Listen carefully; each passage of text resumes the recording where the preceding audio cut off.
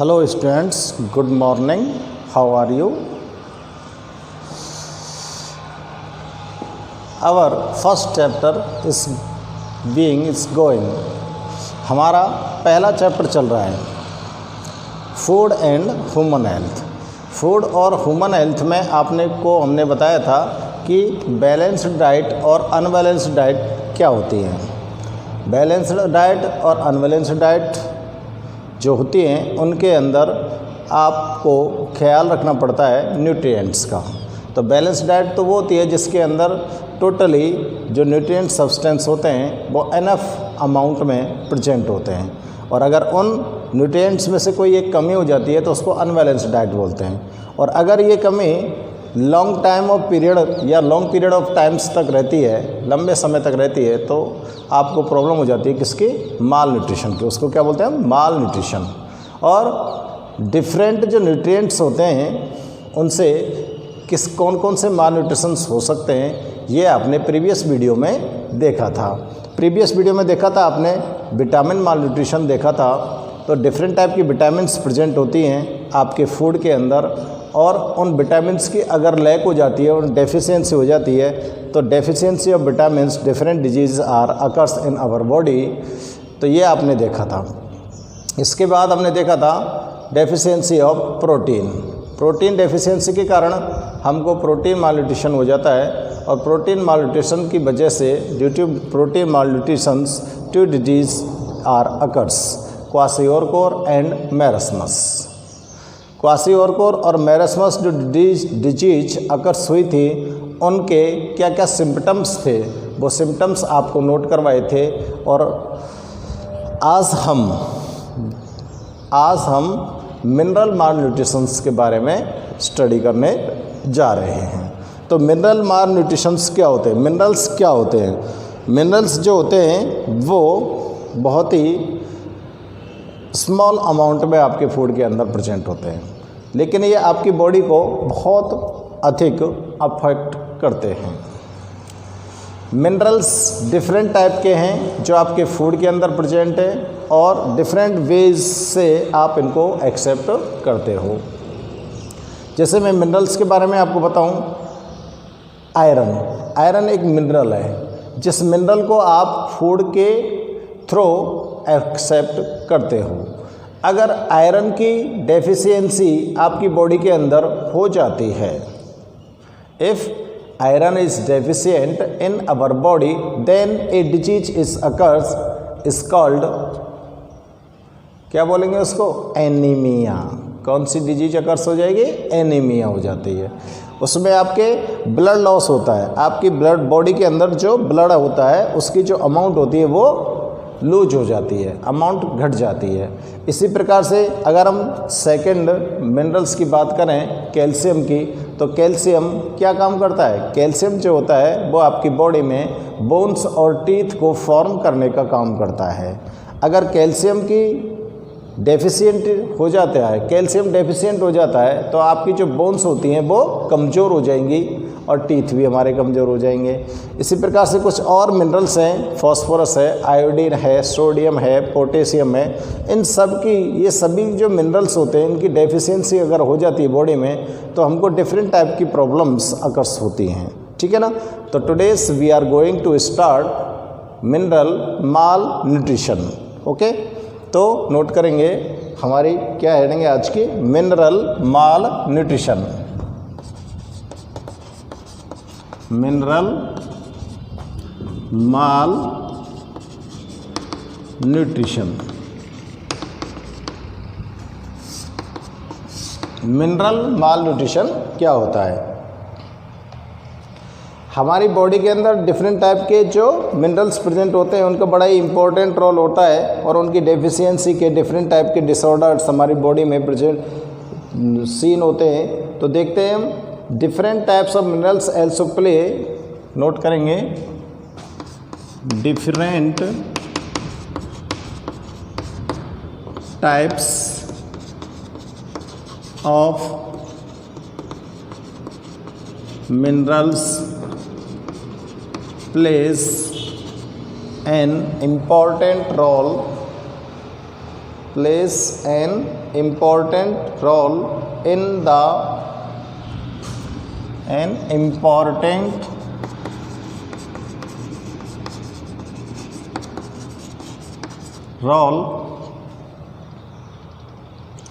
functioning of the body, in the functioning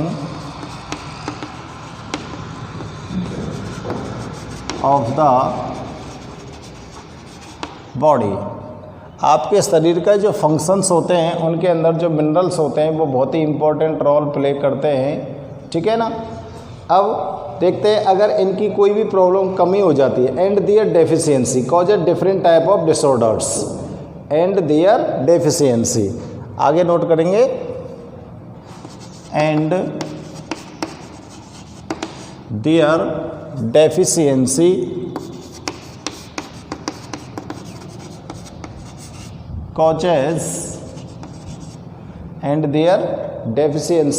causes different type of disorder, different types of disorder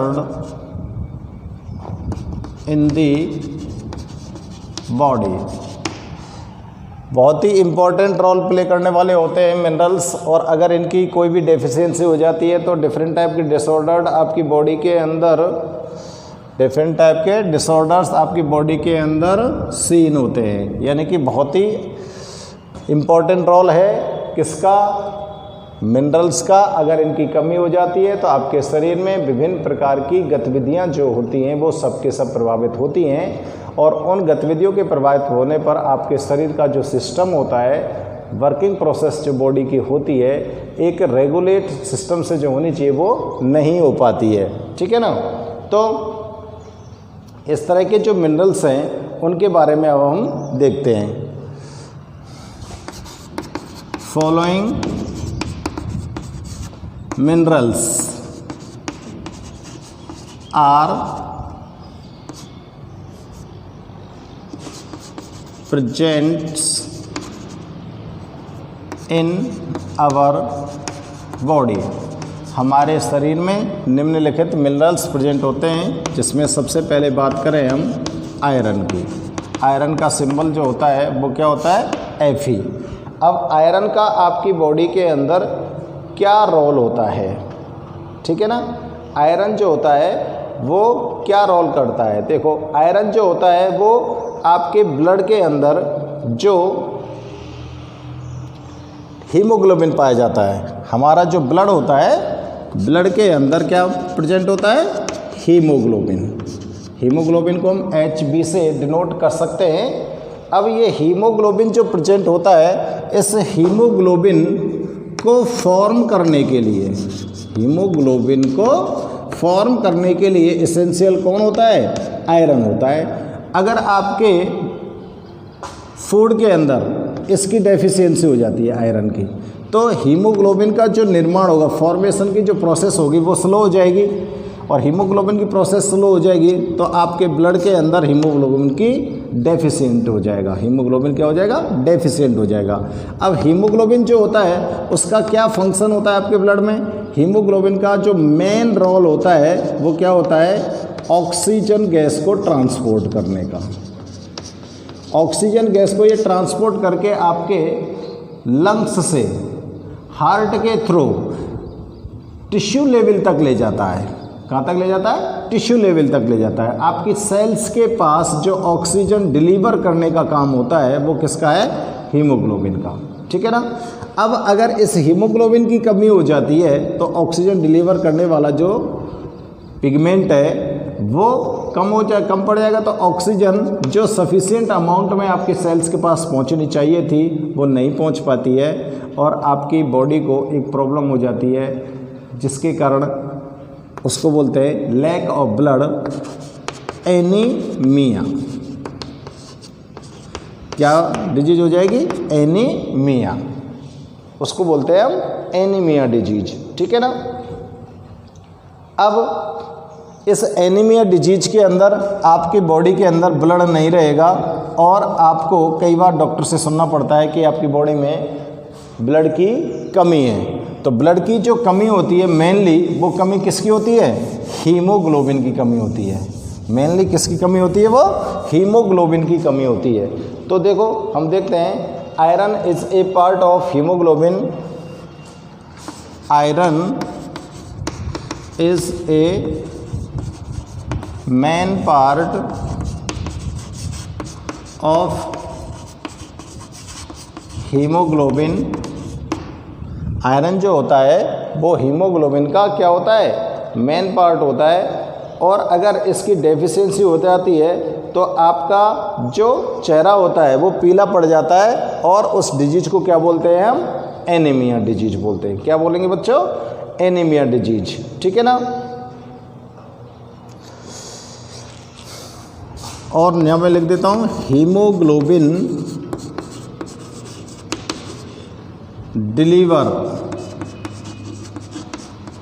delivers the oxygen gas at tissue level. If deficiency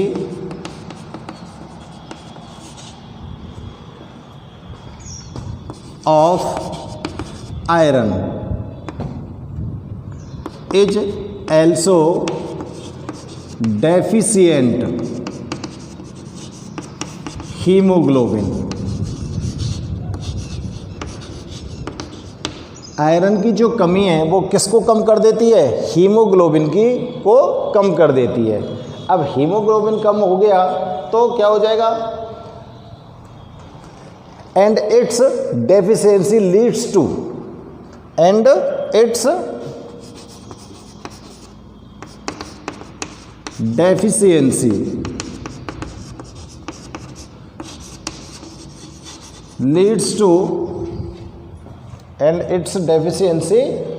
to paling of face।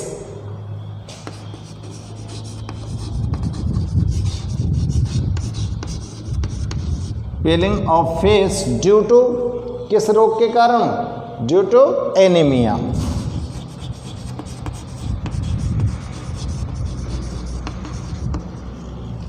तो आपको यहाँ पर ध्यान रखना है क्या?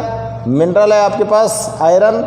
Iron का जो मेन रोल होता है वो किसको फॉर्म करना है? हीमोग्लोबिन को। और हीमोग्लोबिन जो होता है आपके ब्लड का एक मेन पार्ट होता है।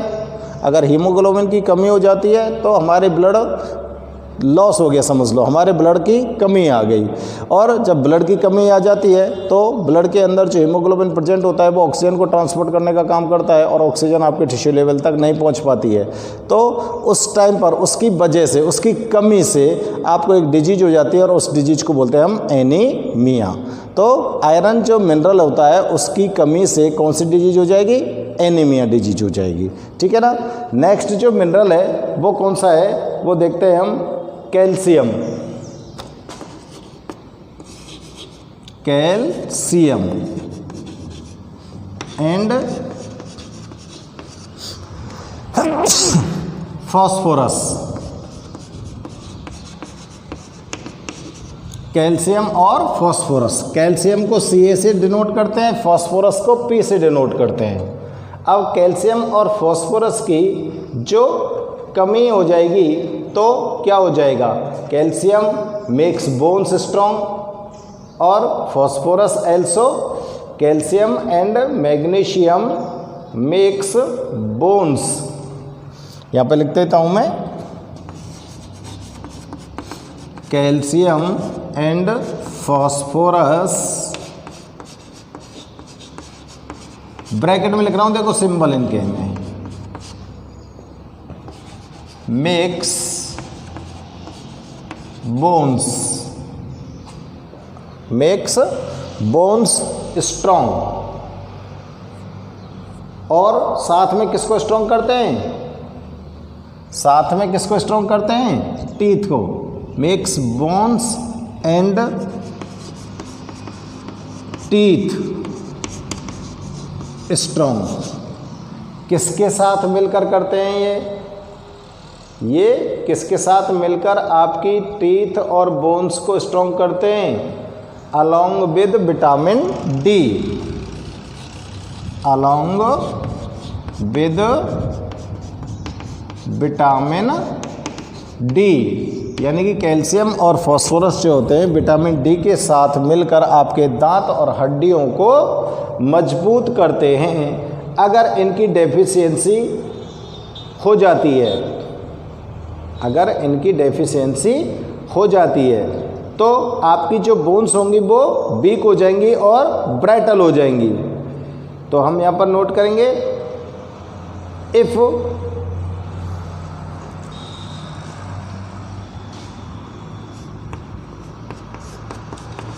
इट्स डेफिशिएंसी, अगर इनकी कमी होती है, if its deficiency makes bone, if word को भले ही हटा दो, सेंटेंस ठीक लगेगा। इट्स डेफिशिएंसी मेक्स बोन्स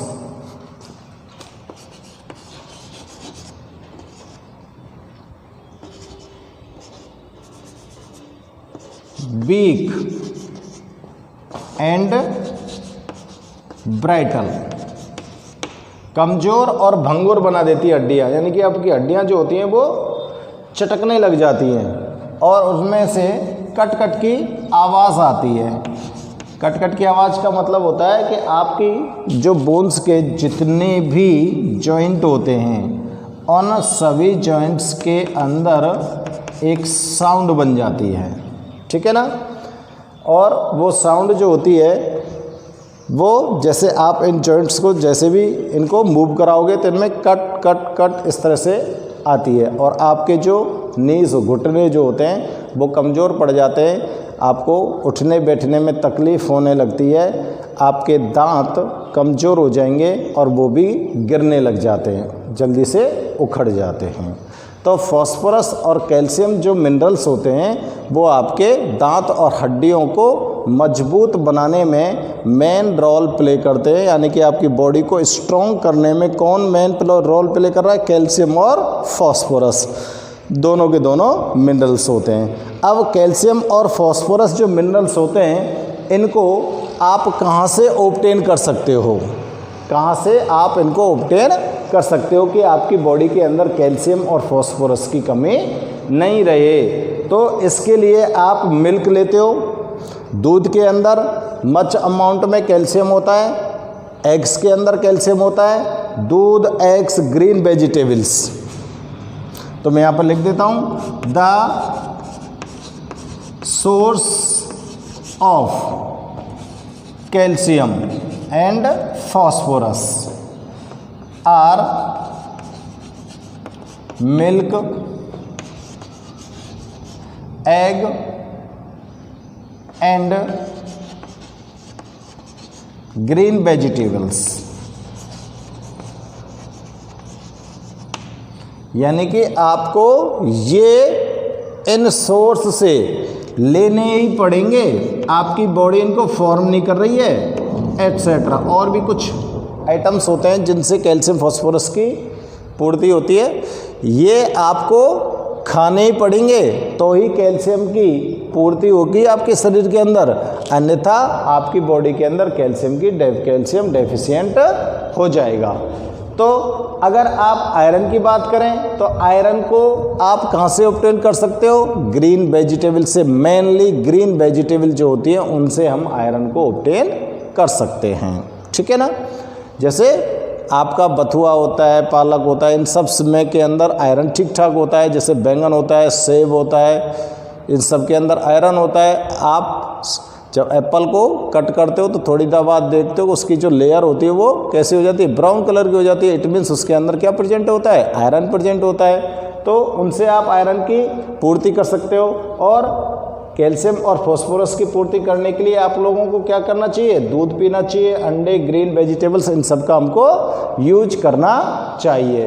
तो ये आपके सामने मैंने कुछ मिनरल्स लिखे, इसके बाद आगे देखते हैं हम और मिनरल्स कौन कौन से हो सकते हैं।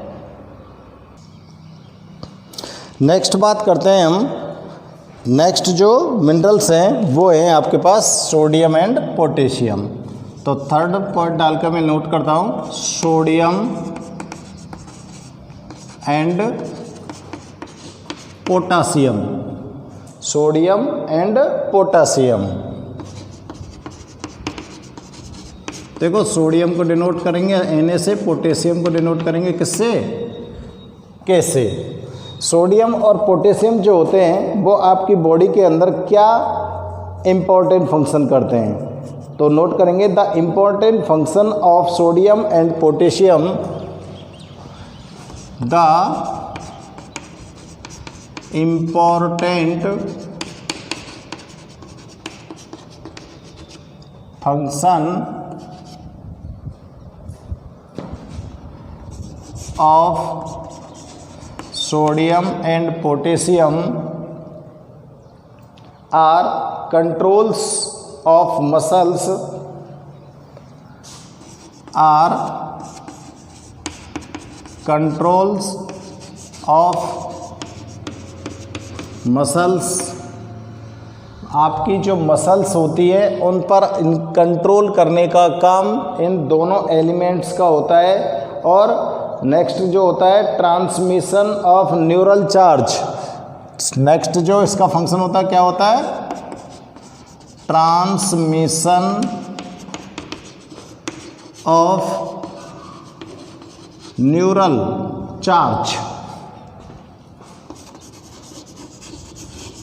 न्यूरल चार्ज का मतलब जो आपके न्यूरॉन्स होते हैं वो न्यूरॉन्स जो सेंसरी, जो सेंस को लेकर आपके CNS तक जाते हैं, उस न्यूरॉन्स की जो एक्टिविटीज होती है, यानी कि जो सेंस एक्सेप्ट किया किसने, डेंड्रॉइड्स ने।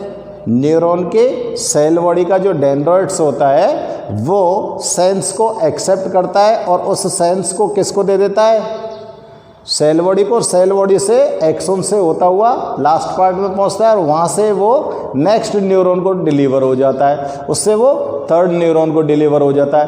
तो इस तरह से जो ये सेंस जो होते हैं वो one neuron to another neurons के लिए डिलीवर होते चले जाते हैं। तो इस तरह का जो ट्रांसमिशन होता है न्यूरॉन्स का जो ट्रांसमिशन होता है, उस ट्रांसमिशन को, जो न्यूरल चार्ज का ट्रांसमिशन होता है उसको कंट्रोल करने का काम किसका होता है, सोडियम और पोटेशियम एलिमेंट का होता है। किसका होता है, सोडियम और पोटेशियम एलिमेंट का होता है। इसके अलावा इलेक्ट्रोलाइसिस ऑफ बॉडी, यानी कि इलेक्ट्रोलाइसिस ऑफ द बॉडी, इसके अलावा इसका जो नेक्स्ट फंक्शन है वो क्या होता है, इलेक्ट्रोलाइसिस ऑफ द बॉडी, यानी कि विद्युत अपघटन द्वारा आपके बॉडी का क्या करेगा, ये बैलेंस करेगा। विद्युत अपघटन द्वारा आपकी बॉडी को क्या करता है, ये बैलेंस करते हैं। यानी कि आपकी बॉडी अगर बैलेंस होती है, आपको सारी चीज़ें याद होती है, आपकी मेमोरी फिट होती है, तो उसमें मेन रोल होता है इन दोनों एलिमेंट्स का। ठीक है ना। और एक चीज़ और आपको बता दें कि अगर ये दोनों एलिमेंट्स कम हो जाते हैं तो कम होने के कारण कई बार मेमोरी लॉस हो जाती है। मेमोरी लॉस होने का मेन रीज़न होता है कि आपके फूड के अंदर सोडियम और पोटेशियम जो एलिमेंट्स हैं उनकी कमी आ चुकी है। ठीक है ना। तो इसके अलावा देखते हैं और ये क्या कर सकता है, सोडियम और पोटेशियम। इसके अलावा ये मेंटेनिंग बैलेंस, आपकी बॉडी का जो बैलेंस होता है उसको क्या करता है, मेंटेनेंस करता है। और डिफरेंट सेलुलर एक्टिविटीज़ को ऑपरेट करता है। Maintaining balance and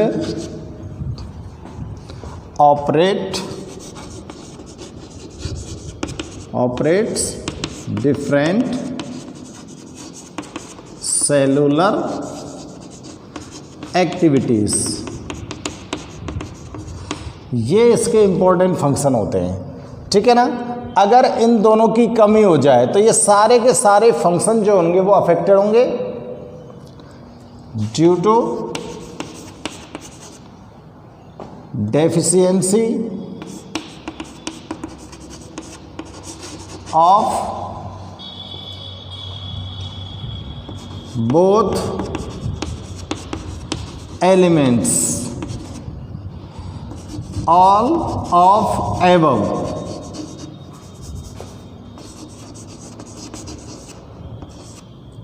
Activities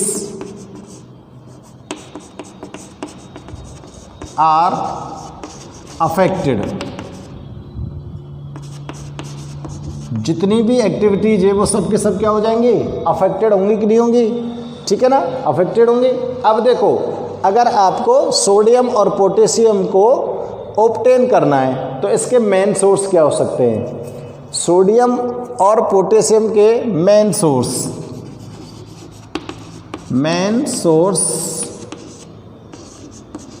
are common salt. Sodium को आप कहाँ से ले सकते हो, सोडियम को आपको लेना है किससे, कॉमन साल्ट से। Fish, meat, egg, milk, fish, egg, milk and other food items, और दूसरे भी फूड आइटम्स से आप इनको ऑब्टेन कर सकते हो। देखो, सारी चीज़ों को आप जानते हो। कंट्रोल ऑफ मसल्स, आपकी बॉडी के अंदर जितनी भी मसल्स होती हैं उन सबको कंट्रोल करने का काम सोडियम पोटेशियम का होता है। ट्रांसमिशन ऑफ न्यूरल चार्ज, यानी कि न्यूरॉन्स के द्वारा जो सेंसरी ऑर्गन्स से जो सेंस को एक्सेप्ट करके सीएनएस तक पहुंचाए जाते हैं, वो काम किसका होता है, सोडियम पोटेशियम उसमें अपना रोल प्ले करता है। इलेक्ट्रोलाइसिस ऑफ द बॉडी, आपकी बॉडी को बैलेंस करने के लिए आपकी बॉडी का विद्युत अपघटन करता है, यानी कि उसको इलेक्ट्रोलाइज करता रहता है, यानी कि आपकी बॉडी एकदम अलर्ट बनी रहे। तो इस तरह की ये काम करता रहता है कौन, सोडियम और पोटेशियम। और क्या काम करता है भाई साहब, ये ऑपरेट डिफरेंट सेलुलर एक्टिविटीज़, आपकी डिफरेंट जो सेलुलर एक्टिविटीज़ होती है उनको ऑपरेट करता रहता है due to deficiency of both elements. इन दोनों एलिमेंट्स की कमी के कारण all of above activities are affected, सभी की सभी जो एक्टिविटीज़ होती है वो प्रभावित होती हैं। और अगर आपको इन्हें ऑब्टेन करना है तो मेन सोर्स आपके पास क्या होंगे, common salt, fish, egg, milk and other food items आपको इनको ऑब्टेन करने के लिए अवेलेबल होते हैं। नेक्स्ट जो मिनरल है वो क्या है, आयोडीन। नेक्स्ट मिनरल जो है वो क्या है आपके पास, आयोडीन। आयोडीन का जो मेन रोल होता है, आयोडीन जो होता है उसका जो मेन रोल होता है वो थायराइड ग्लैंड के द्वारा थायरोक्सिन हार्मोन्स को सीक्रेट करने का होता है, ठीक है ना। Thyroid gland thyroxine hormone secrete करती है किसकी प्रेजेंस में, आयोडीन की प्रेजेंस में। तो यहाँ पे नोट करेंगे, आवर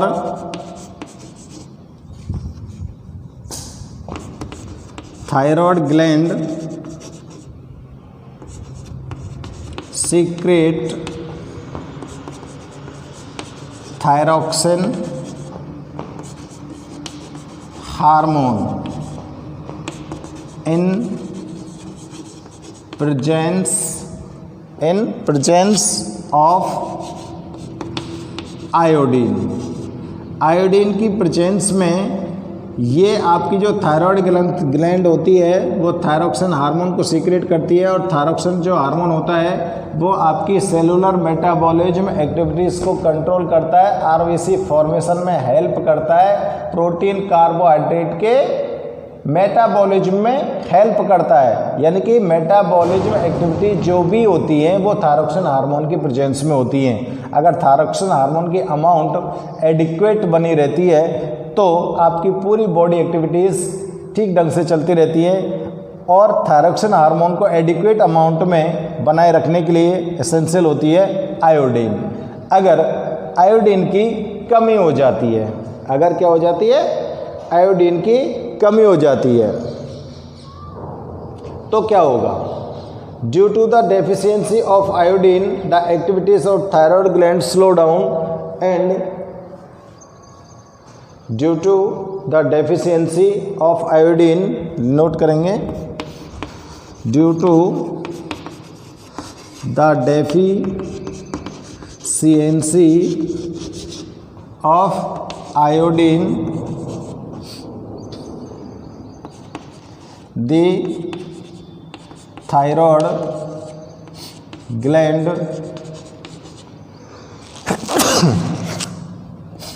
इज स्लो डाउन, धीमी हो जाती है,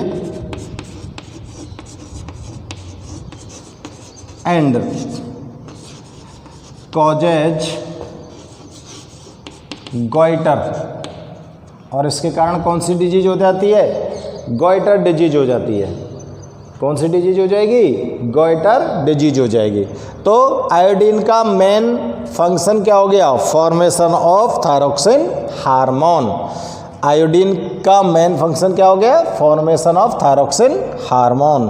अब इसके लिए आप मेन सोर्स के रूप में क्या ले सकते हो? इसके जो मेन सोर्स यहाँ पर यूज कर सकते हो वो क्या है? देखो, एक तो होता है आपके पास कॉमन साल्ट। मोस्टली हमारे पास ये जो कॉमन साल्ट है ये रिच होना चाहिए किससे? आयोडीन से। इसके अलावा और आपके पास क्या होना चाहिए, क्या अवेलेबल होता है? ग्रीन वेजिटेबल, सी फूड और fishes. Green vegetable, sea food and sea fishes etcetera. ये आपके पास सोर्स होने चाहिए किसको ऑब्टेन करने के लिए? आयोडीन को ऑब्टेन करने के लिए, ठीक है ना। तो ये हो गया आपके लिए मिनरल माल न्यूट्रिशन। तो डिफरेंट टाइप के मिनरल्स आपकी बॉडी में प्रेजेंट होते हैं, जिनमें से आपको बताए थे मैंने आयरन जो मिनरल्स होता है वो आपके ब्लड फॉर्मेशन में रोल प्ले करता है। ब्लड के अंदर भी किसको फॉर्म करता है? वो हीमोग्लोबिन को करता है। तो अगर आयरन की कमी हो जाएगी तो आपकी बॉडी के अंदर ब्लड की कमी हो जाएगी, तो उस डिजीज को क्या बोलोगे आप? एनीमिया डिजीज बोलोगे। इसके अलावा कैल्शियम और फॉस्फोरस दो एलिमेंट है, दोनों के दोनों जो एलिमेंट है वो विटामिन डी के साथ मिलकर आपकी हड्डी और दांतों को मजबूत बनाते हैं। और अगर इन दोनों की कमी हो जाती है तो आपकी जो बोन्स होती हैं, टीथ जो होते हैं, वो कैसे हो जाते हैं? वीक हो जाते हैं और ब्रिटल हो जाते हैं, यानी कि भंगुर हो जाते हैं। थोड़ी सी भी चोट लगने पर आपकी हड्डियाँ टूट सकती है विटामिन कैल्शियम की डेफिशिएंसी से, ठीक है ना। इसके अलावा सोडियम और पोटेशियम जो एलिमेंट्स है ये दोनों भी बहुत ही इंपॉर्टेंट रोल प्ले करते हैं। और ये क्या करते हैं? न्यूरल जो एक्टिविटीज़ होती है, न्यूरॉन्स की जो एक्टिविटीज़ होती हैं उनको कन्फर्म करने में इनका सबसे मेन रोल होता है। आपकी बॉडी को बैलेंस करने में इनका मेन रोल होता है, आपकी मेमोरी को बनाए रखने में इनका मेन रोल होता है। अगर इनकी कमी हो जाती है तो ये सारी एक्टिविटीज़ अफेक्टेड होती हैं। इसके अलावा आपने देखा था आयोडीन जो होता है वो थायराइड ग्रंथि, थायराइड जो ग्लैंड होती है उससे निकलने वाला या सीक्रेट होने वाला जो हार्मोन होता है थायरोक्सिन हार्मोन, उसको सीक्रेट करने में बहुत ही इंपॉर्टेंट रोल प्ले करती है। और आयोडीन की एब्सेंस में ये थायरोक्सिन हार्मोन नहीं निकलता है, और अगर ऐसा हुआ तो आपको एक डिजीज हो जाती है जिसको बोलते हैं हम गॉइटर डिजीज। और इनके मेन सोर्स के बारे में भी आपको हमने यहाँ पर बताया गया है, ठीक है ना। तो ये हो गया आपका मिनरल माल न्यूट्रिशंस। अब हम आगे बात करते हैं नेक्स्ट जो न्यूट्रिएंट्स की बात करते हैं हम बैलेंस्ड डाइट में। अब आपने देख लिया, देखो विटामिन्स को देख लिया, प्रोटीन्स को देख लिया, मिनरल्स को देख लिया। अब हम न्यूट्रिएंट्स की बात करते हैं इसमें वाटर की।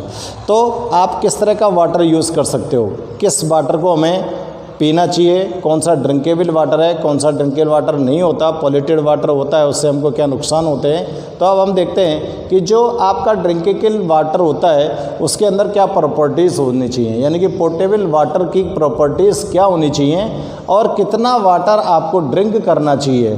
तो देखो, एक जो यंग स्टेज का पर्सन होता है उसे पर डे 8 to 10 गिलास, 8 से 10 गिलास पानी पीना चाहिए।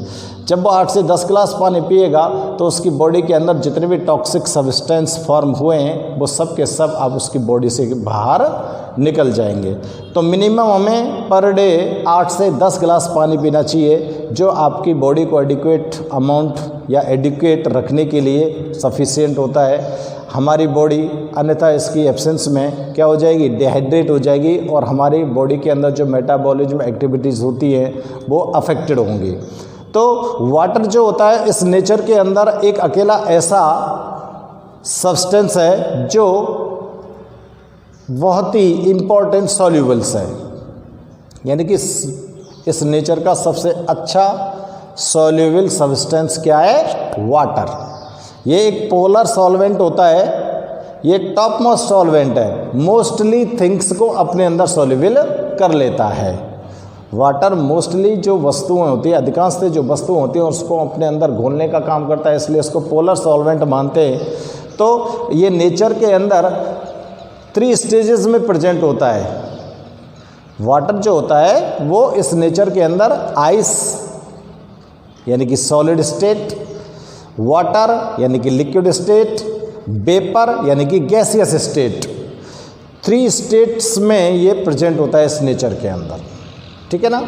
और वाटर जो होता है वही हमारी लाइफ है। जैसे हम कह सकते हैं कि जल ही जीवन होता है, बिना वाटर के हम नहीं रह सकते। आप बिना खाना खाए 1 या 2 दिन रह सकते हो, लेकिन बिना पानी पिए हम 1 दिन भी नहीं रह सकते। तो पानी जो होता है वो हमारी बॉडी के लिए बहुत ही इसेंशियल है, क्योंकि यहाँ पर आपको बता दिया जाए कि आपकी बॉडी के अंदर जितनी भी सेल्स होती हैं उस सेल्स के अंदर 95% पार्ट वाटर होता है। और मोस्टली आपकी बॉडी का जो पार्ट माना जाता है, आपकी बॉडी के अंदर लगभग 70% पानी माना जाता है। तो आपकी बॉडी के अंदर 70% तक क्या है, पानी है। और अगर आपकी बॉडी के अंदर से वो पानी जो होता है, वो वाटर जो होता है, अगर वो रिमूव हो जाए तो आपकी बॉडी डिहाइड्रेट हो जाती है। और ऐसा तब होता है जब आपको डायरिया होता है। डायरिया में आपको जैसे उल्टी दस्त अगर हो जाते हैं तो आपका जो शरीर होता है उस शरीर के अंदर जो उसका एक sufficient amount of water present है वो बाहर निकल जाता है। और जब वो बाहर निकल जाता है तो आपकी जो बॉडी है उसकी जो स्किन है वो श्रिंक होने लग जाती है, सिकुड़ने लग जाती है, ठीक है ना। और आपके हाथ पैरों में ताकत नहीं रहती और हम बहुत कमज़ोर महसूस करते हैं, वीकनेस महसूस करते हैं। तो पानी आपको एक न्यू एनर्जी प्रोवाइड करता है, वाटर हमको एक न्यू एनर्जी प्रोवाइड करता है। तो वाटर हमारे लिए बहुत ही इसेंशियल न्यूट्रिएंट सब्सटेंस होता है। बिना पानी के हम जीवित नहीं रह सकते, क्योंकि आपको बता दिया अभी मैंने कि आपके शरीर का 70% भाग पानी होता है। और अगर शरीर के अंदर से 1% 2% पानी की कमी होती है तो उसका दुष्प्रभाव हमारे शरीर पर, यानी कि हमको महसूस होने लग जाता है कि अब हमारे बॉडी के अंदर पानी की कमी हो गई है। और पानी को आप बाहर से प्राप्त करते हो, बाहर से इनटेक करते हो और तब जाके आप उस पानी को अपनी बॉडी के अंदर मेंटेन करते हो, ठीक है। तो अब हम बात करते हैं यहाँ पर पोर्टेबल वाटर के अंदर क्या प्रॉपर्टीज होनी चाहिए। तो नोट करेंगे properties of portable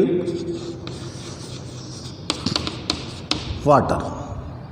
portable water के अंदर क्या प्रॉपर्टीज होंगे। पोर्टेबल लिख सकते हो, ड्रिंकेबल वाटर लिख सकते हो, कुछ भी लिख सकते हो आप। यहाँ पर ड्रिंकेबल वाटर भी लिख सकते हो और पोर्टेबल वाटर भी लिख सकते हो। तो यहाँ पर नोट करेंगे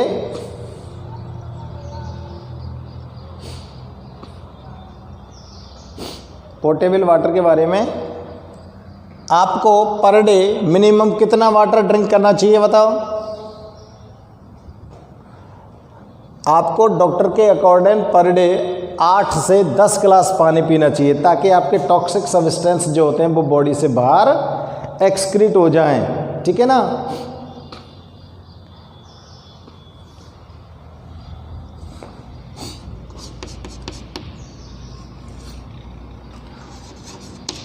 water is very important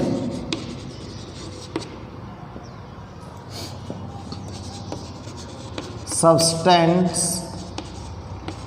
of our body. There is 70% mass of water of our body. हमारे शरीर का 70% क्या होता है? पानी होता है। हमारे शरीर का जो भार होता है उसका 70% पार्ट, मास लिख दो part, there is 70% part of our body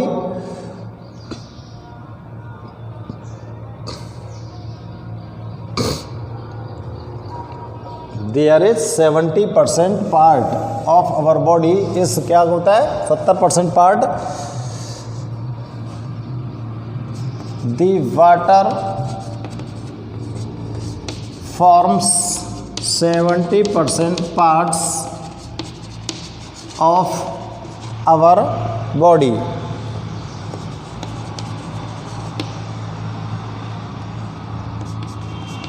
We drink minimum 8 to 10 glass water per day. एक दिन में हमको 8 से 10 गिलास पानी पीना चाहिए। बी मस्ट ड्रिंक लिखेंगे आप, be must drink, be must drink minimum 8 to 10 गिलास वाटर पर डे। अब देखो आपके अंदर आप जो ये वाटर यूज़ कर रहे हो इसमें क्या प्रॉपर्टीज होनी चाहिए। फर्स्ट ऑफ ऑल देखेंगे, फर्स्ट ऑफ ऑल क्या देखेंगे, portable water must be colourless, odourless and tasteless. जिस पानी को आप पी रहे हो वो कैसा होना चाहिए, कलरलेस होना चाहिए, ऑर्डरलेस होना चाहिए, टेस्टलेस होना चाहिए। यानी कि कलरफुल वाटर होगा उसको आप नहीं पी पाओगे। आपके पानी का जो वाटर का जो कलर होता है वो कुछ भी नहीं होता है, कलरलेस होता है वाटर। हमारा जो वाटर होता है वो कलरलेस होता है, ऑर्डरलेस होता है, टेस्टलेस होता है। यानी कि कोई भी रंग नहीं होता पानी का, कोई भी स्वाद नहीं होता है पानी में, और ना ही कोई इसके अंदर गंध होती है। वही पानी आप पी सकते हो। अगर स्वाद, गंध और रंग इसके अंदर दिखाई दिए तो आप उस पानी को नहीं पी पाओगे, उस पानी को नहीं पी पाएंगे। सेकंड, इसकी जो प्रॉपर्टीज होती हैं वो क्या होती हैं, water should not have visible particles of vegetation. Drinkable लिख दो, चाहे पोर्टेबल वाटर लिख दो, चाहे सीधे मैं अब लिख रहा हूँ, water should not have, water should not have visible particles and vegetation. Visible particles and vegetation, यानी कि पानी के अंदर दिखने वाले कोई भी कण और वनस्पति नहीं उपस्थित होनी चाहिए। यानी कि आपको आंखों से दिखने वाली कोई भी गंदगी उस पानी के अंदर उपस्थित नहीं होनी चाहिए। और उसके अंदर this water should not have harmful microbes, इस पानी के अंदर हानिकारक सूक्ष्म जीवाणु भी नहीं होने चाहिए। ठीक है ना।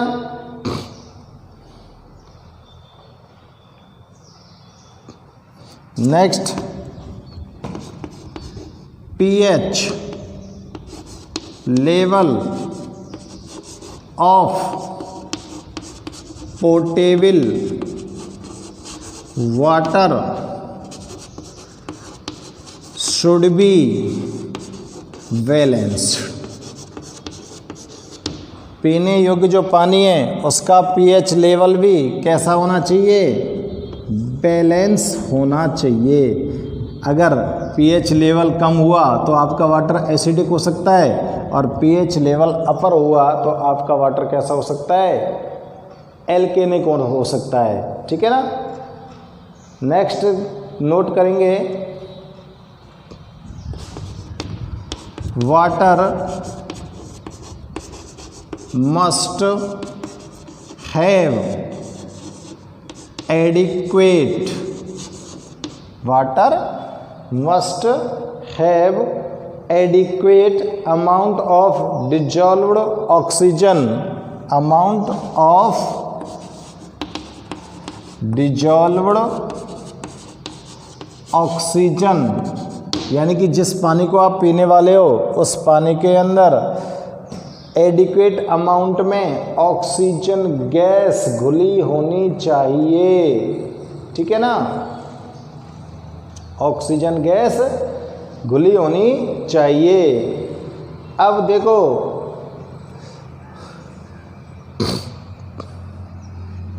हमारी जो पूरी मेटाबॉलिज्म एक्टिविटीज होती हैं वो किस पर डिपेंड है, पानी के ऊपर डिपेंड है। ठीक है ना, किसके ऊपर डिपेंड है, पानी के ऊपर। तो आपके बॉडी के अंदर जो वाटर होता है, water helps our body to carry out different responsibilities. पानी जो होता है आपकी बॉडी के अंदर बहुत सारी जिम्मेदारियां निभाता है, और वो क्या क्या जिम्मेदारी है कि all the metabolic activities of the body is carried out by water. अब देखो यहाँ पर हम आगे चेक करते हैं, ये तो इसकी प्रॉपर्टीज हो गई। ठीक है ना, जो पोर्टेबल वाटर होता है उसकी क्या क्या प्रॉपर्टीज होनी चाहिए, वो कलरलेस, ऑडरलेस, टेस्टलेस होना चाहिए, और उसके अंदर कोई भी आंखों से दिखने वाली गंदगी या वनस्पति के अंश नहीं होने चाहिए, और पानी के अंदर हार्मफुल माइक्रोब्स नहीं होनी चाहिए, और उस पानी का pH लेवल बैलेंस होना चाहिए, और उसके अंदर एडिक्वेट अमाउंट में ऑक्सीजन घुली होनी चाहिए। All the metabolic activities, all the metabolic activities of the body is carried out by the water.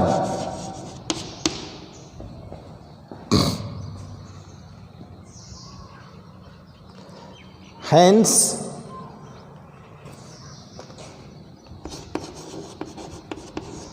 we should be drink water in adequate amount। इसलिए हमको पर्याप्त मात्रा में पानी पीना चाहिए। तो ये पोर्टेबल वाटर की प्रॉपर्टीज आपके सामने मैंने नोट कर दी हैं। ठीक है ना। अब देखते हैं कि जो पोर्टेबल वाटर जो होता है इसकी जो ये प्रॉपर्टीज़ है ये आपकी बॉडी को क्या क्या बेनिफिट्स करता है। क्या बेनिफिशियल होते हैं। अब देखो, आप अगर एडिक्वेट अमाउंट में वाटर को ड्रिंक करते हो, पानी को पीते हो, तो वो आपको क्या बेनिफिट करता है। अगर आप एडिक्वेट अमाउंट में पानी पीते हो तो आपकी बॉडी के अंदर जितनी भी मेटाबॉलिक एक्टिविटीज़ है वो ठीक ढंग से चलेंगी। दूसरी बात, आपकी बॉडी के अंदर अगर कोई एलर्जी जैसी प्रॉब्लम है तो वो आपको प्रॉब्लम नहीं हो सकती। आपको खांसी जुकाम जैसी प्रॉब्लम्स नहीं हो सकती। आपकी बॉडी के अंदर कोई टॉक्सिक सब्सटेंस जितने भी बनते हैं वो सारे के सारे टॉक्सिक सब्सटेंस को बॉडी से बाहर करने का काम कौन कर देता है, वाटर कर देता है, पसीने के रूप में, टॉयलेट के रूप में, सीबम के रूप में, कैसे भी। और अगर आपकी बॉडी के अंदर स्टोन वगैरह बनने की अगर परेशानियां हो रही हैं तो आप खूब पानी पीजिए और उस पानी के थ्रू आपकी बॉडी के अंदर वो स्टोन्स बनने की जो संभावना है वो बिल्कुल कम हो जाती हैं। समझ में आ रही बात। आपको लंग्स से रिलेटेड कोई भी प्रॉब्लम नहीं हो सकती, आपको रेस्पिरेशन से संबंधित कोई भी प्रॉब्लम नहीं हो सकती अगर आप एडिक्वेट अमाउंट में पानी पीते हो तो। क्योंकि ये जो वाटर होता है, इस वाटर के अंदर फाइबर प्रेजेंट होते हैं। वाटर के अंदर क्या प्रेजेंट होते हैं, फाइबर्स प्रेजेंट होते हैं। तो आपका जो डाइजेशन सिस्टम होता है उसको बहुत ही अच्छी तरह से ये हेल्प करता है और आपके फूड को डाइजेस्ट करने में हेल्प करता है। तो इतने सारे फ़ायदे होते हैं एडिक्वेट अमाउंट में वाटर को ड्रिंक करने के। ये हम अब यहाँ पर पोर्टेबल वाटर की जो प्रॉपर्टीज़ हैं, इसके बाद इस वाटर के क्या क्या बेनिफिट्स आपकी बॉडी के लिए हो सकते हैं वो हम अब नोट करेंगे। और वाटर की जो बेनिफिशियल प्रॉपर्टीज़ हैं उनको हम नेक्स्ट वीडियो में नोट करने जा रहे हैं, इसलिए यहाँ तक आप इसको नोट कर लें। Till then okay, good bye.